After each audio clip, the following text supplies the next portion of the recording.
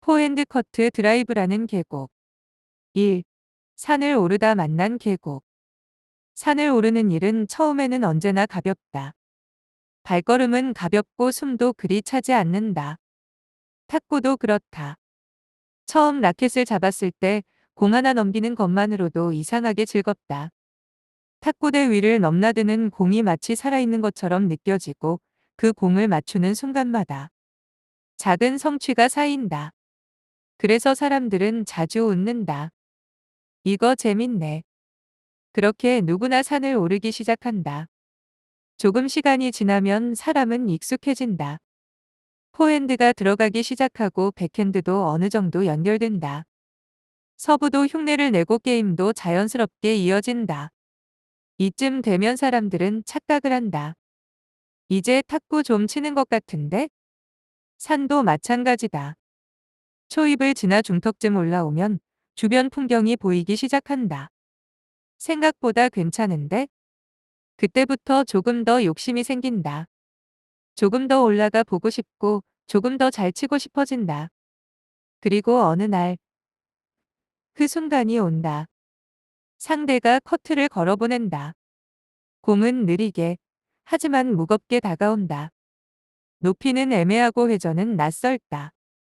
그 공 앞에서 사람은 잠깐 멈춘다. 이걸 올릴까? 그 짧은 망설임 속에서 이미 몸은 늦는다. 라켓은 나가지만 공은 네트에 걸리거나 힘없이 떠오른다.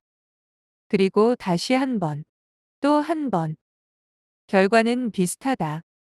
그때 사람은 처음으로 느낀다. 아, 여기서부터는 다르구나.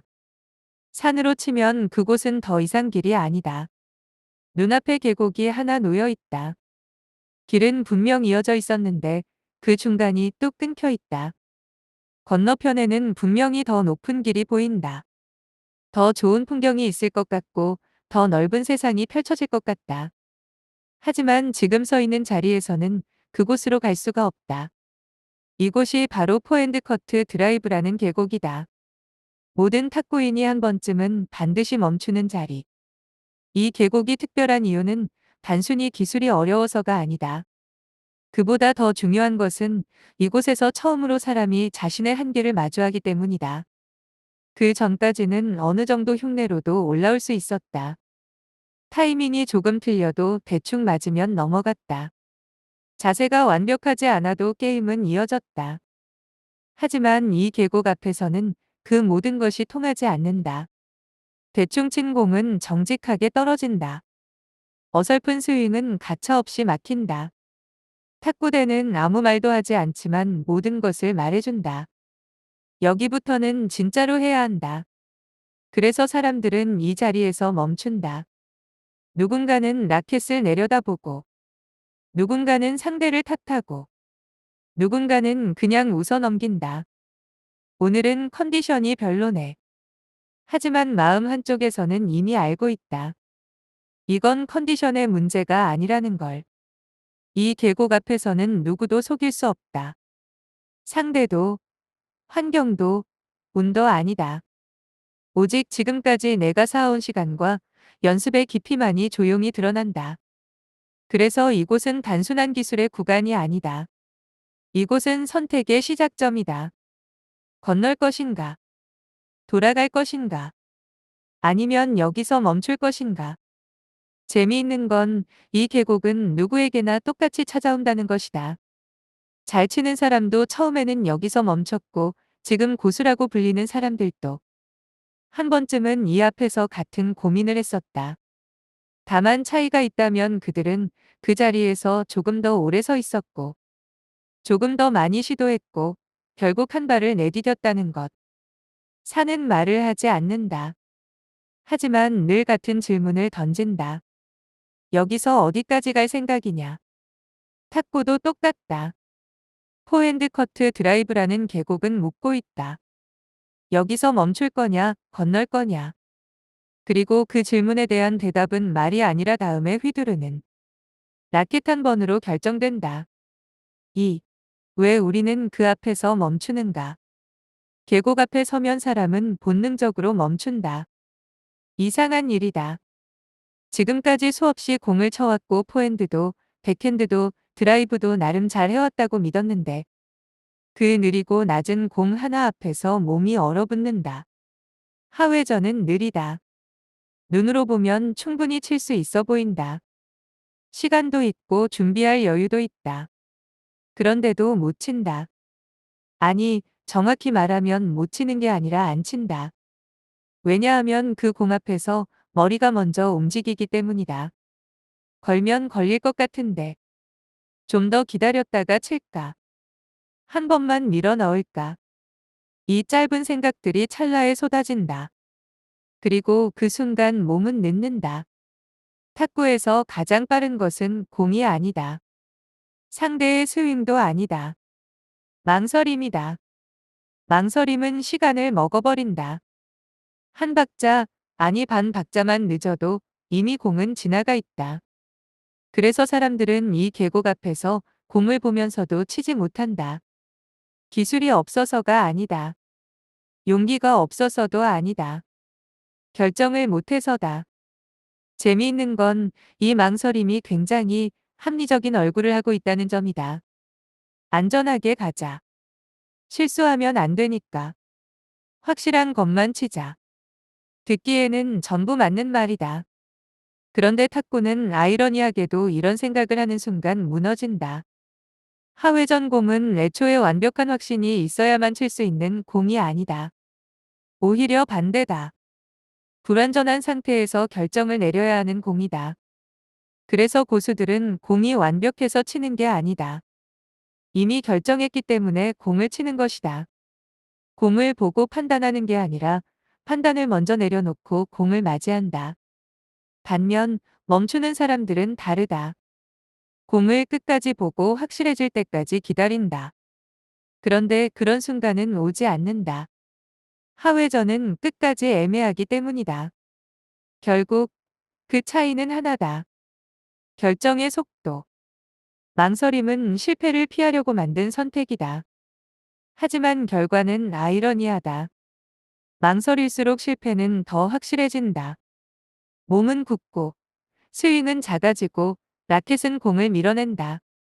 그리고 공은 네트에 꽂힌다. 그래서 이 계곡에서 사람들은 반복해서 같은 장면을 만든다. 올릴 수 있는 공을 밀어넣고 걸 수 있는 공을 피하고 결국 스스로 길을 끊어버린다.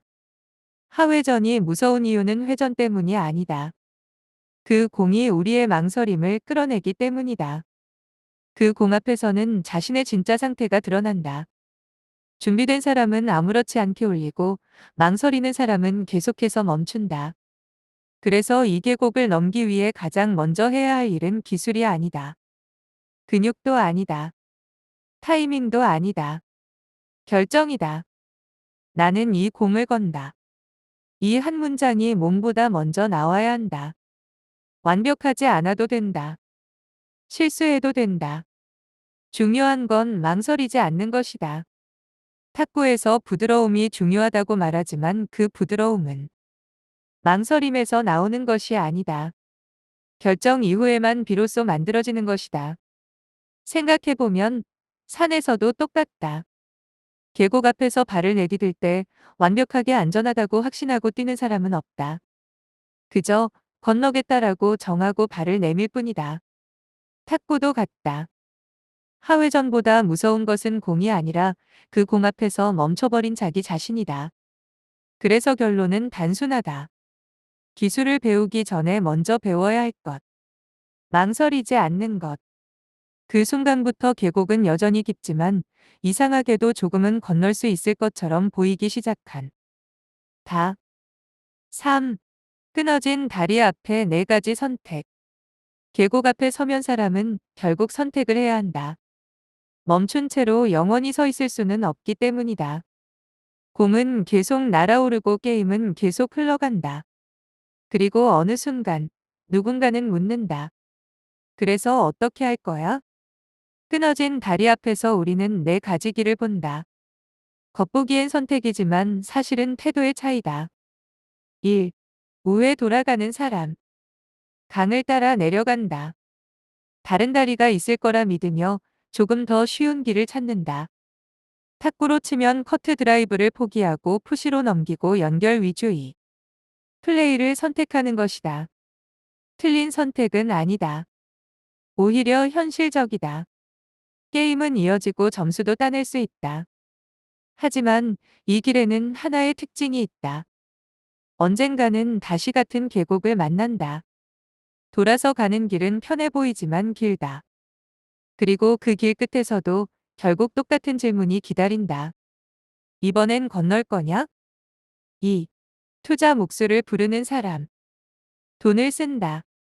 시간을 산다. 누군가에게 배운다.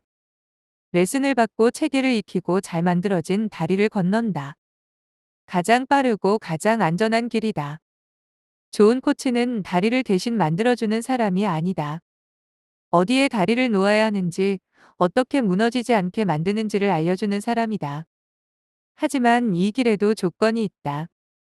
돈이 든다. 그리고 더 중요한 것, 겸손이 필요하다.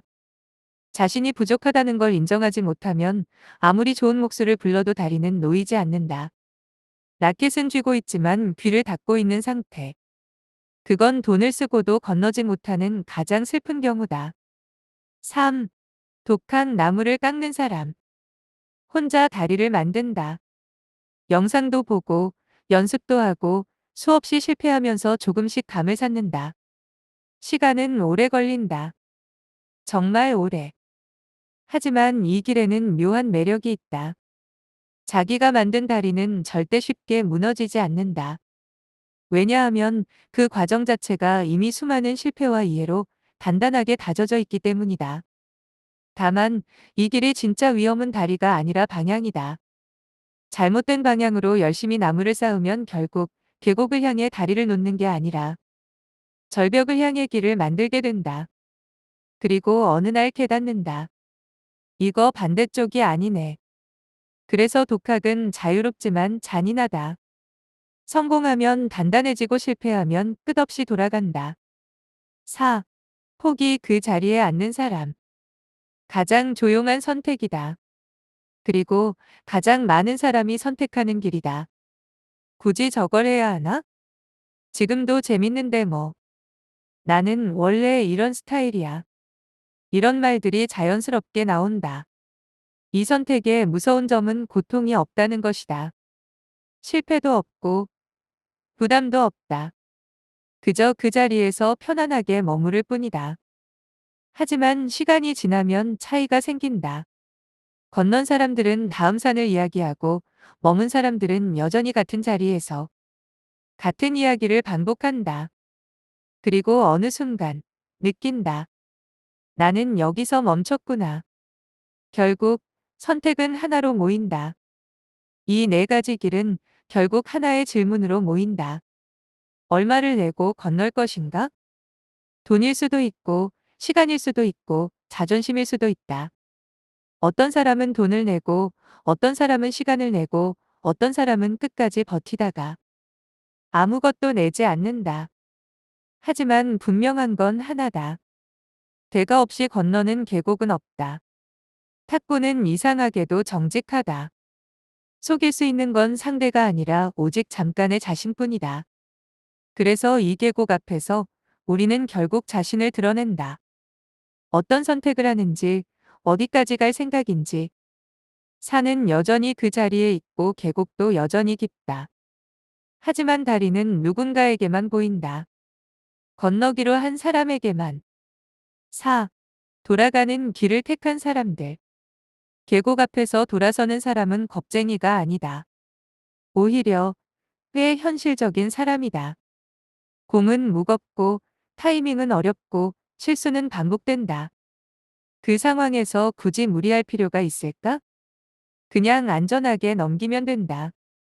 그래서 사람은 라켓을 살짝 내리고 공을 밀어 넣는다. 툭. 공은 넘어간다. 상대도 다시 밀어 넣는다. 툭. 랠리는 이어진다. 이 순간 사람은 안도한다. 이게 더 안정적인데? 틀린 말이 아니다. 커트를 드라이브로 거는 것보다 푸시로 넘기는 것이 훨씬 쉽고 훨씬 안전하다. 실수도 적고 게임도 오래 이어진다. 그래서 이 길은 생각보다 달콤하다. 처음에는 잠깐 돌아가는 길이었다. 지금은 연습이 부족하니까 조금 더 준비가 되면 그때 건너자고 생각했다. 그런데 이상하게도 그 잠깐은 길어진다. 며칠이 지나고 몇 달이 지나고 몇 년이 지나도 여전히 같은 선택을 한다. 커트가 오면 밀고 조금 뜨면 그때 한번 쳐보고 실수하면 다시 밀고 이 패턴은 굉장히 안정적이다. 그리고 굉장히 익숙해진다. 문제는 이 안정감이 성장을 멈추게 한다는 것이다. 탁구는 익숙함 속에서는 잘 늘지 않는다.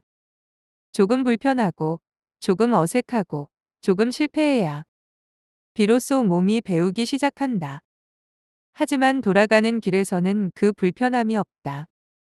늘 해오던 대로, 늘 익숙한 방식으로 공을 넘긴다. 그래서 이 길을 오래 걷다 보면 특이한 현상이 생긴다. 게임은 점점 더 잘 된다. 이상하지 않은가? 실력은 멈췄는데 게임은 더 잘 풀린다. 그 이유는 간단하다. 이 길에서는 서로가 서로를 이해하기 때문이다. 상대도 비슷한 선택을 하고 있기 때문이다. 서로가 커트를 밀고 서로가 안전하게 연결한다. 그래서 실수는 줄고 랠리는 길어진다. 이건 일종의 암묵적인 합의다. 어렵게 가지 말자. 그 합의 속에서 게임은 부드럽게 흐른다. 그리고 사람은 자신이 안정되었다고 착각한다. 하지만 어느 날 다른 길을 걸어온 사람을 만나면 이 모든 것이 무너진다. 그 사람은 커트가 오면 망설임 없이 건다. 툭이 아니라 쓱. 밀어 넣던 공이 갑자기 방향을 바꾸어 나에게 덤벼든다. 그 순간 리듬이 깨진다. 익숙했던 템포가 완전히 무너진다. 그리고 깨닫는다. 아, 나는 돌아왔구나. 돌아가는 길의 대가는 눈에 보이지 않는다. 지금 당장은 편하고 지금 당장은 안정적이다. 하지만 시간이 쌓일수록 그 차이는 점점 벌어진다. 10대의 계곡은 10m였고 30대의 계곡은 30m였고 50대의 계곡은 50m가 된다. 돌아갈수록 계곡은 더 넓어진다. 왜냐하면 건너야 할 이유는 줄어들고 건너기 위한 에너지는 더 많이 필요해지기 때문이다. 그래서 돌아가는 길은 결국 하나의 습관이 된다.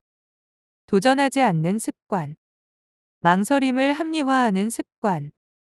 안정을 선택하는 습관. 그리고 그 습관은 탁구만이 아니라 다른 곳에서도 똑같이 나타난다. 어려운 건 피하고 익숙한 것만 반복하고 가능한 범위 안에서만 움직인다. 그렇게 사람은 점점 더 안정적인 사람이 된다. 그리고 동시에 점점 더 멈춘 사람이 된다. 하지만 여기서 하나 분명히 해야 할 것이 있다. 이 길이 틀린 길은 아니다. 탁구는 즐기기 위한 운동이기도 하다. 누군가는 격하게 성장하기보다 오래 즐기고 싶어 한다. 그렇다면 이 선택은 충분히 존중받아야 한다. 다만, 한 가지는 분명하다. 이 길은 계곡을 건너는 길이 아니다. 그래서 만약 어느 날 문득 나도 한번 건너보고 싶다. 라는 생각이 든다면 그 순간부터는 다시 돌아와야 한다. 툭이 아니라 쓱으로.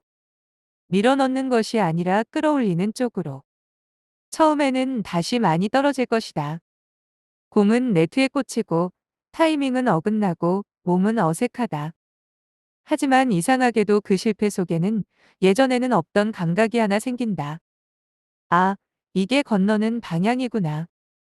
돌아가는 길은 편안하다. 하지만 그 길에는 다리가 없다. 다리는 불편한 쪽에만 있다. 그래서 결국 사람은 다시 묻는다. 나는 계속 돌아갈 것인가 아니면 이제는 한번 건너볼 것인가. 그 질문이 떠오른 순간 이미 당신은 조금은 계곡 쪽으로 몸을 기울이고 있다. 5. 다리를 사는 사람들. 계곡 앞에서 어떤 사람은 주머니를 연다. 그리고 말한다. 나는 돌아가지 않겠다. 이 선택은 단순히 돈을 쓰는 일이 아니다. 시간을 압축하는 일이고 실수를 줄이는 일이며 무엇보다 혼자서 헤매는 시간을 건너뛰는 선택이다. 레슨은 다리를 사는 일이다. 이미 누군가가 수없이 넘어지고 수없이 떨어지며 완성해 놓은 구조 위를 그대로 건너는 것. 그래서 빠르다. 정말 빠르다. 혼자라면 몇 달, 몇 년이 걸릴 감각을 몇 번의 설명으로 이해해버린다. 라켓을 이렇게 열어보세요. 지금은 밀지 말고 감싸야 합니다. 공을 보지 말고 회전을 느껴보세요. 이 말들은 그냥 말이 아니다. 이미 건너본 사람이 건너는 방법을 압축해서 건네는 지도다. 그래서 레슨을 받으면 처음에는 당황한다. 이게 맞다고요? 몸은 어색하고 공은 더 많이 떨어지고 오히려 실력이 줄어든 것처럼 느껴진다. 이상하다. 돈을 냈는데 왜 더 못 치는 것 같을까? 그 이유는 간단하다. 지금까지의 방식이 부서지고 있기 때문이다. 잘못된 습관 위에 쌓아온 탑을 한번 무너뜨리고 다시 짓고 있는 중이다. 그래서 레슨은 편하지 않다. 오히려 더 불편하다. 하지만 이 불편함은 방향이 있는 불편함이다. 혼자서 하는 불편함은 어디로 가는지 모른 채 헤매는 고통이라면 레슨에서의 불편함은 어디로 가는지 알면서 겪는 과정이다. 그래서 차이가 난다. 다리를 사는 사람들은 넘어지는 횟수가 적은 게 아니다. 넘어지는 의미가 다르다. 혼자 넘어지면 왜 떨어졌지? 로 끝난다. 하지만 배우면서 넘어지면 지금 이 부분이 부족했구나로 이어진다. 실패가 그냥 실패가 아니라 정보가 된다. 그래서 성장 속도가 압도적으로 빨라진다. 하지만 여기서 중요한 것이 하나 있다. 레슨은 다리를 사주는 것이 아니다. 아무리 좋은 코치라도 당신을 업어서 건너주지는 않는다.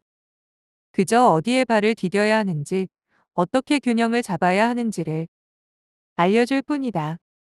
결국 건너는 건 여전히 당신이다. 그래서 레슨의 진짜 가격은 돈이 아니다. 자존심이다. 나는 이미 어느 정도 친다. 이 정도면 괜찮다. 내 스타일이 따로 있다. 이 생각들을 내려놓지 못하면 아무리 많은 돈을 써도 다리는 보이지 않는다. 라켓은 움직이지만 몸은 변하지 않는다. 듣는 것 같지만 받아들이지 않는다. 그래서 같은 말을 들어도 어떤 사람은 건너고 어떤 사람은 여전히 계곡 앞에 서 있다. 결국 레슨의 본질은 이것이다. 남의 경험을 빌려 내 시간을 줄이는 것. 그리고 그 대가로 돈과 자존심을 내놓는 것. 그래서 어떤 사람은 이 길을 비싸다고 말한다. 20분에 1만 원? 기술 하나에 100만 원? 맞다. 비싸다. 하지만 다시 생각해보면 이건 기술의 가격이 아니다. 계곡을 건너는 데 드는 총 비용이다. 혼자서 몇 년을 돌아다니며 실수하고 시간을 쓰고 결국 다시 돌아오는 비용까지 포함하면 오히려 가장 싸게 건너는 길일 수도 있다. 그래서 다리를 사는 사람들은 조용히 건넌다. 크게 떠들지 않고 남을 설득하지도 않는다. 그저 자기 길을 간다. 그리고 어느 순간 이미 반대편에 서 있다. 그 모습을 본 사람들은 이렇게 말한다. 원래 잘 치던 사람이야. 하지만 아니다. 그는 단지 결정을 더 빨리 했을 뿐이다. 돌아가지 않겠다는 결정. 투자하겠다는 결정. 그리고 자신을 내려놓겠다는 결정. 그래서 레슨은 빠른 길이지만 아무나 걷는 길은 아니다. 돈보다 더 큰 것을 내놓을 수 있는 사람만이 선택하는 길이다. 계곡은 여전히 깊고 다리는 여전히 좁다. 하지만 누군가는 이미 건너고 있다. 그 사람은 특별해서가 아니라 단지 값을 치른 사람이다. 6. 혼자 다리를 만드는 사람들. 누군가는 주머니를 열지 않는다. 그리고 조용히 주변을 둘러본다. 돌아가지도 않고 누군가를 부르지도 않는다. 그저 발밑에 나뭇가지 하나를 집어든다. 내가 만들어보지 뭐. 이 선택은 용감하다기보다 고집에 가깝다. 그리고 동시에 어쩌면 가장 외로운 길이다. 혼자 다리를 만든다는 것은 아무도 정답을 알려주지 않는다는 뜻이다. 공은 계속 떨어지고 타이밍은 계속 어긋나고 몸은 계속 엇나간다. 이게 맞나? 이 질문을 수백 번, 수천 번 스스로에게 던지게 된다. 누군가 옆에서 지금 그거 잘못돼서 한마디만 해줘도 몇 달을 줄일 수 있는 길을 혼자서는 몇 달을 돌고 돌아 겨우 깨닫는다. 그래서 이 길은 느리다. 정말 느리다. 하지만 이상하게도 이 길에는 다른 길에는 없는 것이 하나 있다. 깊이. 혼자 만든 다리는 서툴고 삐뚤고 처음에는 금방 무너진다. 조금만 무게를 실어도 툭 하고 부서진다. 그래서 다시 만든다. 또 부서진다. 또 만든다. 이 반복 속에서 사람은 알게 된다. 아, 여기가 약했구나. 이 부분이 흔들렸구나. 이건 버티질 못하는구나. 이 깨달음은 누가 가르쳐 준 것이 아니다. 몸이 직접 겪고 부딪히며 얻어낸 것이다. 그래서 느리지만 잊히지 않는다. 한 번 몸으로 배운 감각은 쉽게 사라지지 않는다. 라켓이 공을 감싸는 느낌. 회전을 이겨내는 순간. 다리에서 올라오는 힘의 타이밍. 이 모든 것이 설명이 아니라 경험으로 남는다. 그래서 어느 순간 기적 같은 장면이 나온다. 그동안 수없이 떨어지던 공이 어느 날 자연스럽게 올라간다. 억지로 만든 스윙이 아니라 몸이 먼저 알고 움직인다. 그때 사람은 조용히 웃는다. 아, 됐다. 이 한 번의 성공이 그동안의 실패를 전부 의미 있게 만든다. 그래서 혼자 다리를 만드는 사람은 포기하지 않는다. 왜냐하면 이미 너무 많은 시간을 쏟아부었기 때문이다. 돌아가기에는 늦었고 멈추기에는 아깝다. 그래서 계속 만든다. 하지만 이 길에도 분명한 그림자가 있다. 착각. 혼자 만든 다리는 자기 눈에는 완벽해 보인다. 조금 건너본 것 같고 한두 번 성공하면 이제 다 된 것처럼 느껴진다. 하지만 그 다리는 아직도 흔들린다. 상대가 조금만 강해지면, 조금만 회전이 달라지면, 조금만 속도가 빨라지면 다리는 다시 무너진다. 그때 사람은 혼란에 빠진다. 분명 됐었는데 왜 또 안 되지? 이게 독학의 가장 큰 함정이다. 부분적인 성공이 전체적인 완성을 착각하게 만든다. 그래서 이 길을 걷는 사람은 두 가지를 반드시 가져야 한다. 하나는 끈기다. 끝까지 반복할 수 있는 힘. 수백 번의 실패를 그냥 흘려보낼 수 있는 힘.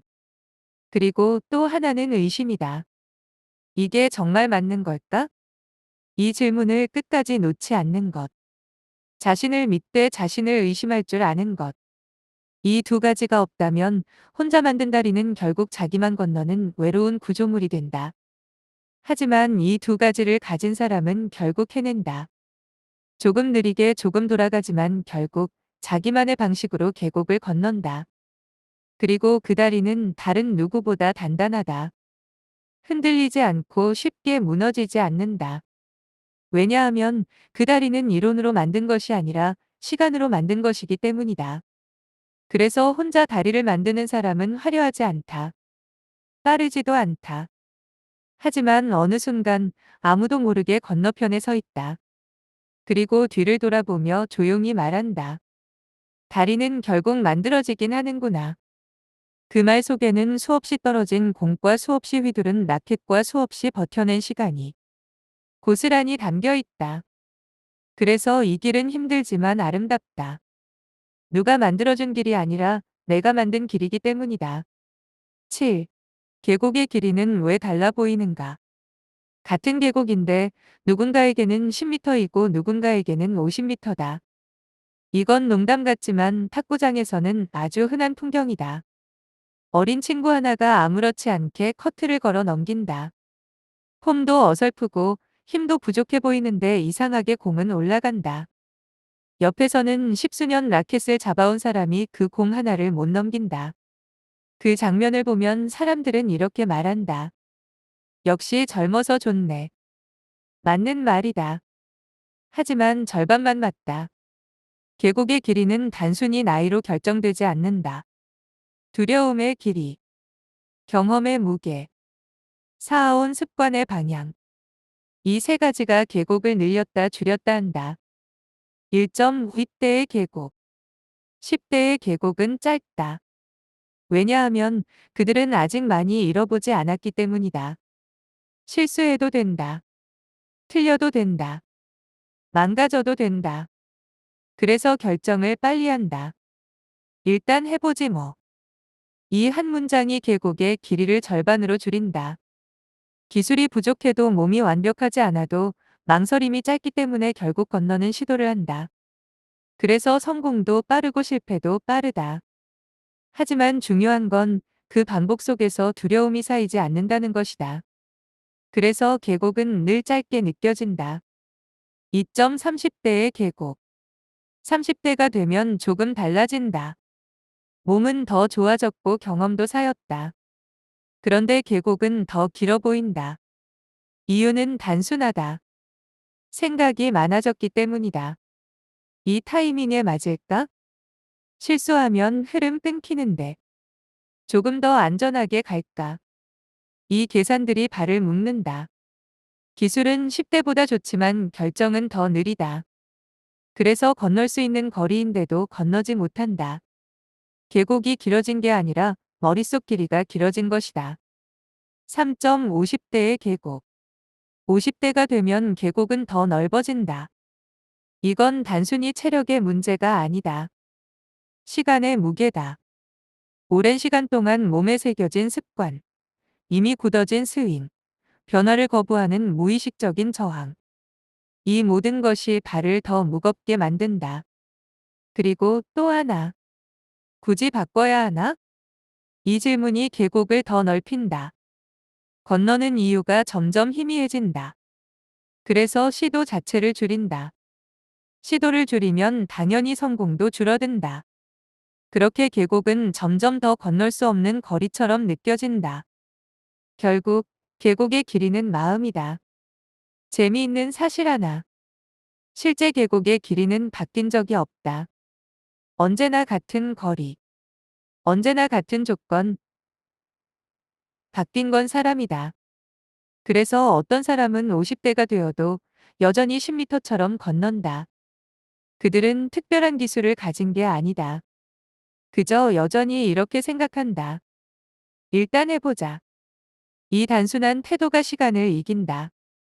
반대로 어떤 사람은 20대인데도 이미 50m를 본다. 실수를 두려워하고 완벽을 찾고 확신이 있어야만 움직인다. 그 순간 계곡은 길어진다. 그래서 이 글의 핵심은 나이가 아니다. 태도다. 얼마나 가볍게 시작할 수 있는지, 얼마나 빠르게 결정할 수 있는지, 얼마나 자주 실패할 수 있는지. 이 세 가지가 계곡의 길이를 정한다. 탁구는 나이를 속이지 않는다. 하지만 태도는 속일 수 있다. 그래서 누군가는 나이를 먹을수록 계곡이 넓어지고 누군가는 나이를 먹을수록 계곡이 짧아진다. 결국 질문은 하나다.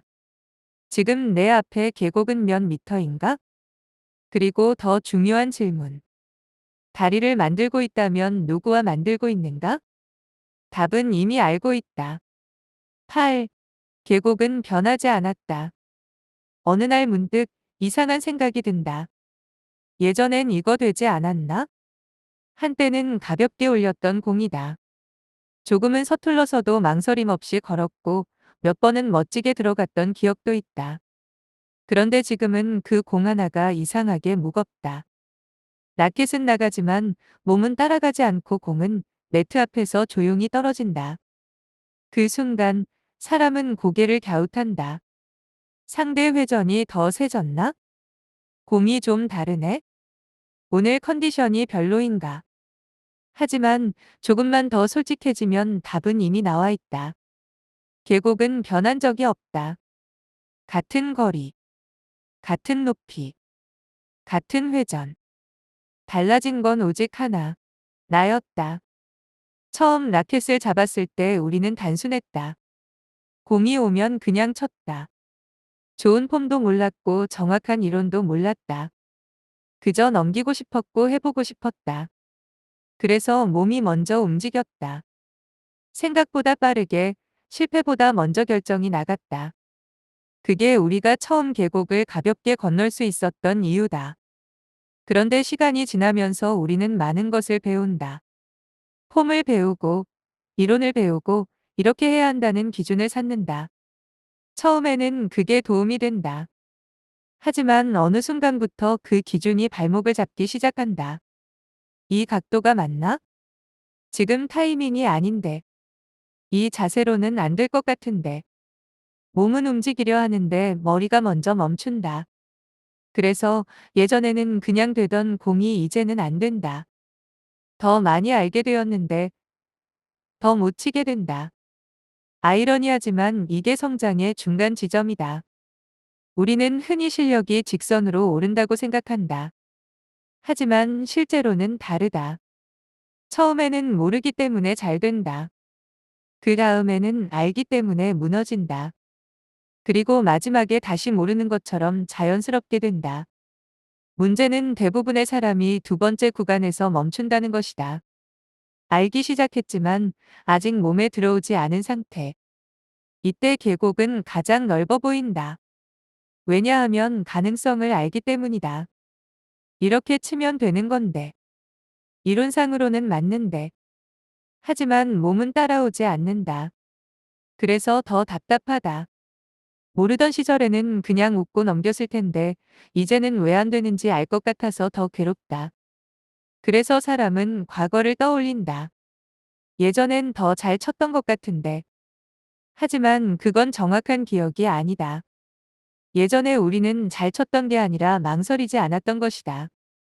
그래서 몇 번의 성공이 강하게 기억에 남아 있는 것이다. 지금의 우리는 그보다 훨씬 더 많은 것을 알고 있지만 그만큼 더 많은 것을 의식한다.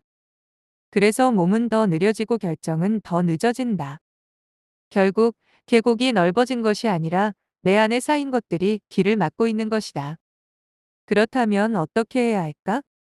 답은 이상하게도 다시 돌아가는 것이다. 처음으로. 아무것도 몰랐던 그때처럼 공을 단순하게 바라보고 결정을 빠르게 내리고 몸을 먼저 보내는 것. 하지만 여기서 중요한 차이가 있다. 예전으로 돌아가는 게 아니라 예전을 통과한 상태로 돌아가는 것이다. 이미 알고 있는 이론과 이미 쌓아온 경험을 머리에서 내려놓고 몸으로 흘려보내는 것. 이게 세 번째 단계다. 그래서 진짜 고수들은 복잡하게 생각하지 않는다. 공이 오면 그냥 건다. 하지만 그냥 안에는 수많은 시간과 실패와 이해가 조용히 숨어 있다. 겉으로는 단순하지만 속은 깊다. 그래서 우리는 다시 배워야 한다.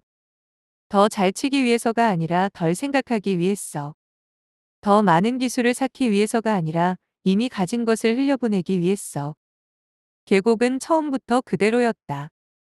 바람도 그대로였고 깊이도 그대로였다. 다만 그 앞에 서 있는 내가 조금씩 변해왔을 뿐이다. 그래서 어느 날 다시 라켓을 들고 조용히 마음을 정리한다. 이번엔 그냥 건다. 그 한 번의 스윙이 이상하게 가볍게 느껴진다면 그때 비로소 당신은 깨닫게 된다. 계곡을 넘는 건 기술이 아니라 자신을 비우는 일이었다는 것을. 9. 첫 번째 발판, 루프 드라이브. 계곡을 건너는 일은 결국 한 걸음에서 시작된다. 사람들은 자주 묻는다. 어떻게 한 번에 넘어요? 하지만 계곡은 한 번에 넘는 곳이 아니다. 다리가 있어야 하고 그 다리는 작은 발판 하나에서 시작된다. 그 첫 번째 발판이 바로 루프 드라이브다. 많은 사람들이 이걸 오해한다. 루프 드라이브를 강하게 치는 기술이라고 생각한다. 그래서 어깨에 힘을 주고 팔을 크게 휘두르고 공을 때리려 한다. 하지만 그건 다리를 놓는 방식이 아니다. 그건 계곡을 뛰어넘으려는 시도다. 그리고 대부분 떨어진다. 루프 드라이브는 강함이 아니라 연결이다. 하회전을 힘으로 이기는 것이 아니라 부드럽게 끌어올려 다음 공으로 이어주는 기술. 그래서 이 발판은 작지만 굉장히 중요하다. 이 발판이 없으면 그 어떤 화려한 기술도 공중에서 무너진다. 왜 루프 드라이브인가? 하회전 공은 밑으로 끌어내린다. 그래서 이 공을 넘기려면 위로 올려야 한다. 단순해 보이지만 이 안에는 여러 감각이 숨어 있다. 라켓 각도, 스윙 궤적, 힘의 방향, 타이밍. 하회전보다 스윙이 빨라야 한다. 이 모든 것을 한 번에 완벽하게 하려 하면 몸은 굳는다. 그래서 루프 드라이브는 이렇게 시작해야 한다. 넘기자. 이 한 문장으로 충분하다. 강하게가 아니라 높게, 빠르게가 아니라 부드럽게. 그렇게 공을 살짝 감싸 올린다. 처음에는 공이 높이 뜬다. 느리고 상대에게 공격당하기 쉽다. 그래도 괜찮다. 왜냐하면 지금은 싸우는 단계가 아니라 건너는 단계이기 때문이다. 1. 루프 드라이브의 진짜 목적. 많은 사람들이 이 지점에서 실수한다. 루프 드라이브를 득점 기술로 생각한다. 그래서 왜 이게 안 먹히지? 왜 상대가 쉽게 받아치지? 이런 고민을 한다. 하지만 루프 드라이브는 득점이 목적이 아니다. 연결이 목적이다. 계곡의 중간에 발판 하나를 놓는 것. 그 발판 위에 올랐어야 다음 발판이 보인다. 그래서 이 기술은 성공의 기준이 다르다. 강하게 들어갔다가 아니라 넘어갔다가 성공이다. 이 기준을 받아들이는 순간 몸이 바뀐다. 힘이 빠지고 타이밍이 살아나고 라켓이 공을 때리는 것이 아니라 감싸기 시작한다. 2. 첫 발판을 밟는 순간. 처음으로 루프 드라이브가 안정되기 시작하면 이상한 변화가 생긴다. 커트가 더 이상 무섭지 않다. 그 공이 오면 이제 선택지가 생긴다. 밀 수도 있고 걸 수도 있다. 이 차이는 엄청나다. 이전에는 한 가지 길밖에 없었다. 지금은 두 개의 길이 생겼다. 그리고 그 순간 계곡은 이미 절반이 줄어든다. 하지만 여전히 흔들린다. 여기서 끝이 아니다. 첫 발판은 언제나 불안하다. 조금만 긴장해도 공이 떨어지고 조금만 빨라져도 타이밍이 무너진다. 그래서 많은 사람들이 여기서 다시 돌아간다. 아직 안 되네. 다시 밀자. 하지만 이 시기가 가장 중요하다. 이 불안정한 발판 위에서 조금 더 버텨야 한다. 그래야 두 번째 발판이 생긴다. 3. 결국 건너는 사람의 특징. 계곡을 건넌 사람들을 보면 공통점이 하나 있다. 처음부터 잘 친 사람이 없다. 다들 엉성한 루프 드라이브로 시작했다. 높이 뜨고 느리고 불안정한 공.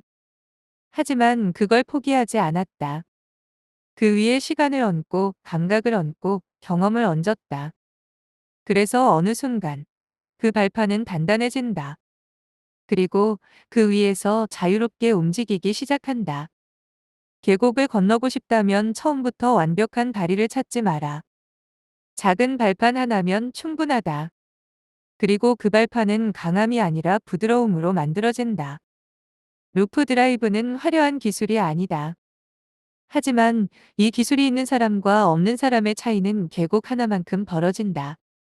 그래서 오늘 라켓을 들었다면 이렇게만 생각해보자. 이 공을 한번 올려보자. 그 한 번의 선택이 지금 당신 앞에 있는 계곡에 첫 번째 발판을 놓는 순간이다. 10. 힘점의 이동. 다리가 완성되는 순간. 처음 우리는 손목으로 시작한다. 공이 오면 라켓 끝을 흔들며 어떻게든 올려보려 한다. 툭, 툭. 어설프지만 어쨌든 공은 넘어간다. 그게 시작이다. 루프 드라이브라는 첫 발판 위에서 사람은 조금씩 안정을 찾는다. 하지만 어느 순간 또 하나의 벽이 나타난다. 왜 이건 더 이상 좋아지지 않지? 공은 넘기는데 위력이 없다. 연결은 되는데 흔들린다.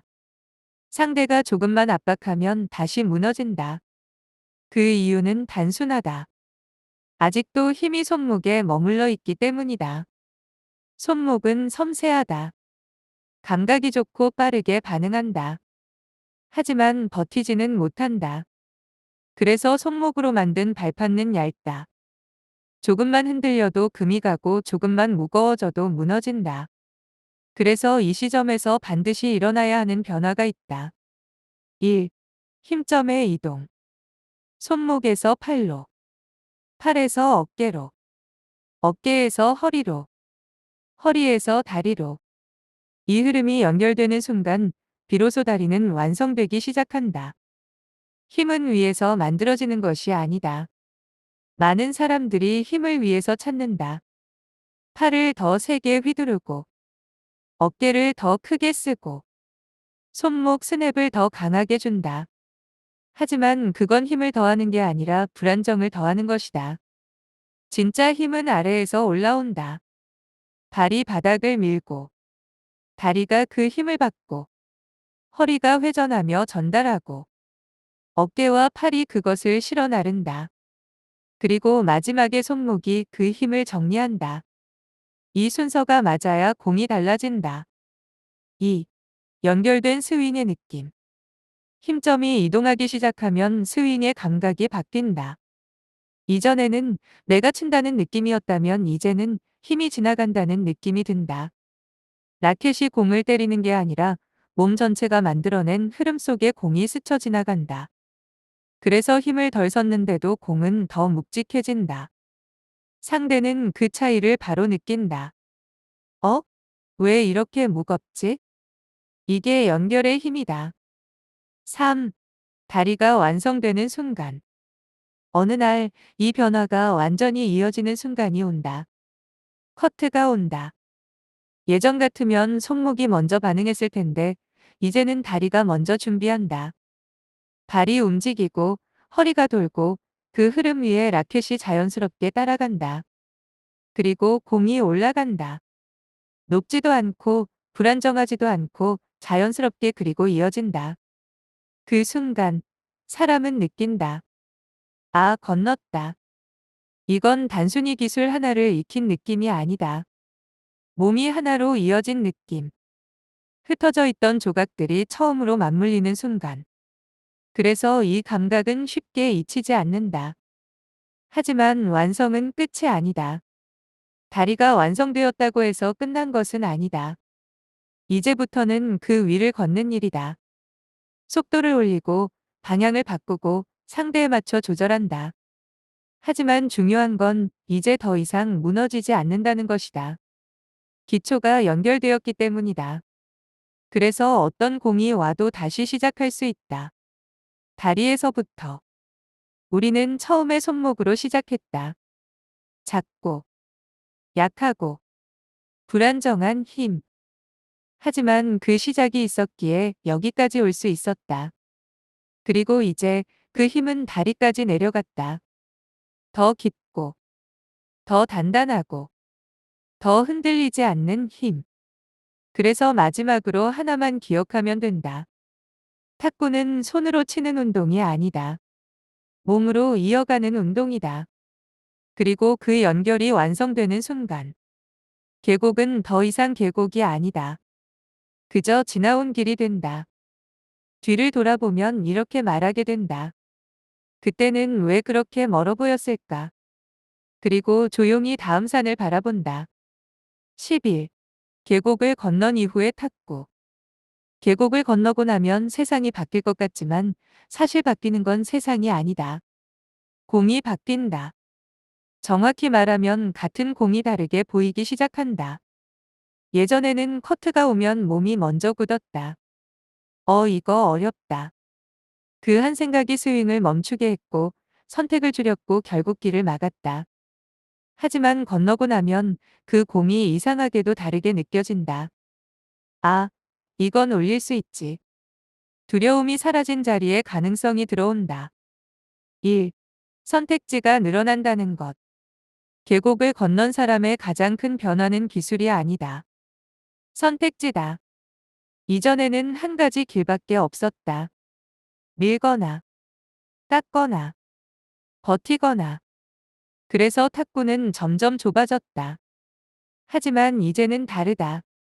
걸 수도 있고, 짧게 끊을 수도 있고, 길게 밀 수도 있고, 속도를 조절할 수도 있다.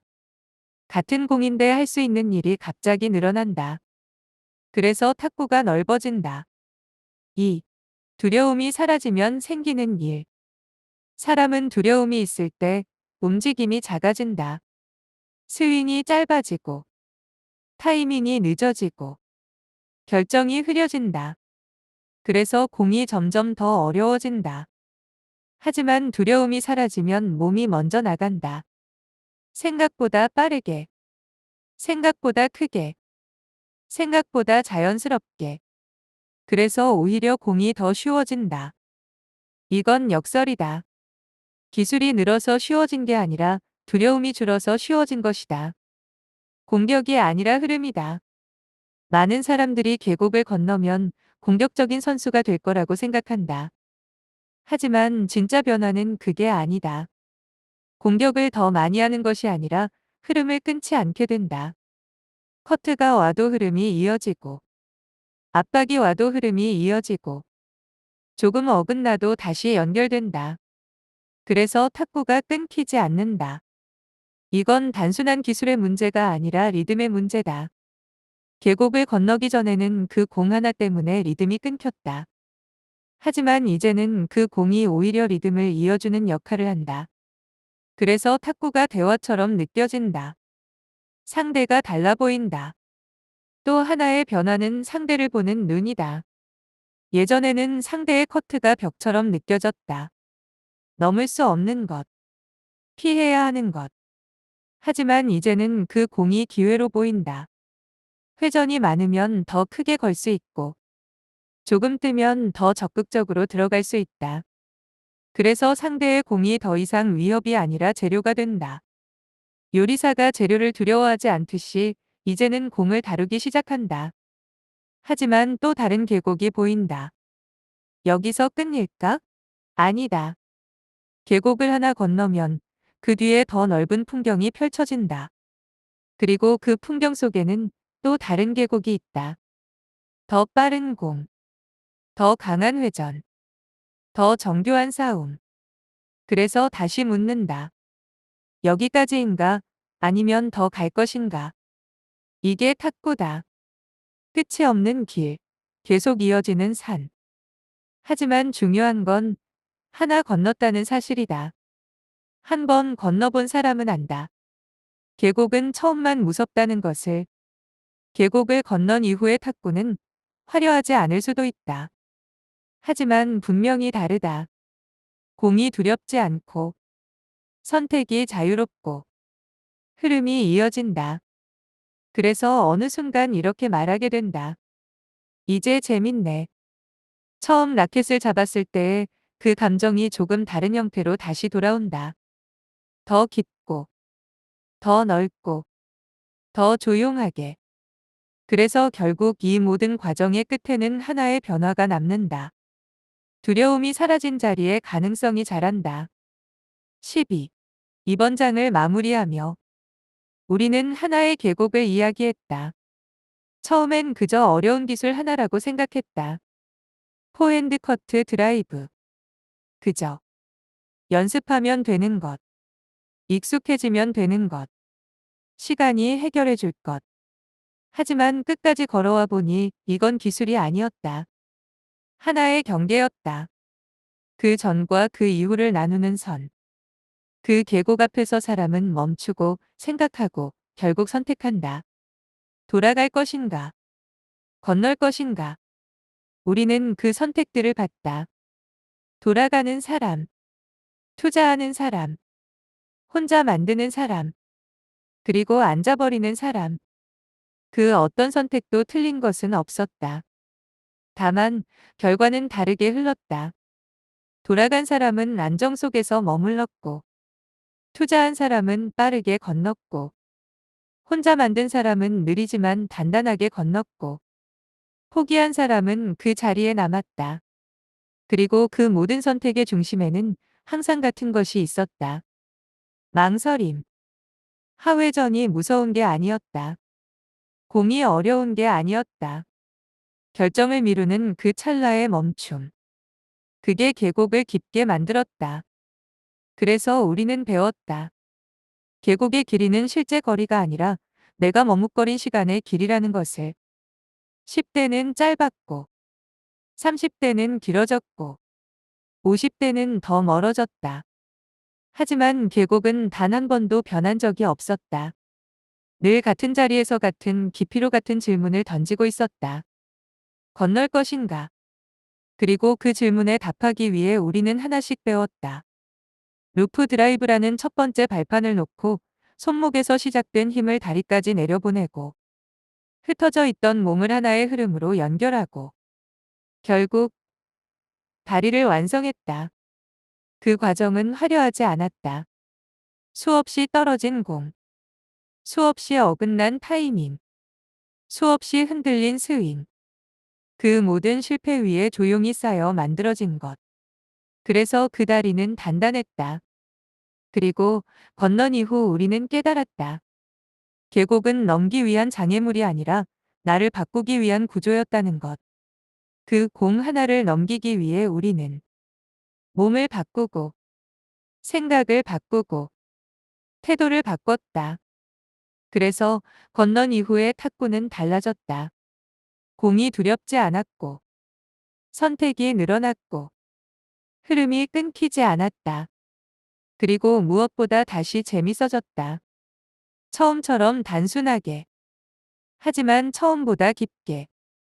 그래서 이 계곡의 의미는 여기서 끝나지 않는다. 우리는 안다. 이 산을 넘으면 또 다른 산이 있고 그 산 어딘가에는 또 다른 계곡이 있다는 것을. 더 빠른 공, 더 강한 회전, 더 어려운 선택.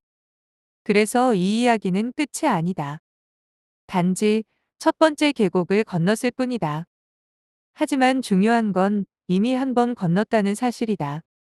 한 번 건넌 사람은 안다. 계곡은 처음만 무섭다는 것을. 그래서 다음에 또 계곡을 만나도 우리는 예전처럼 서 있지 않는다.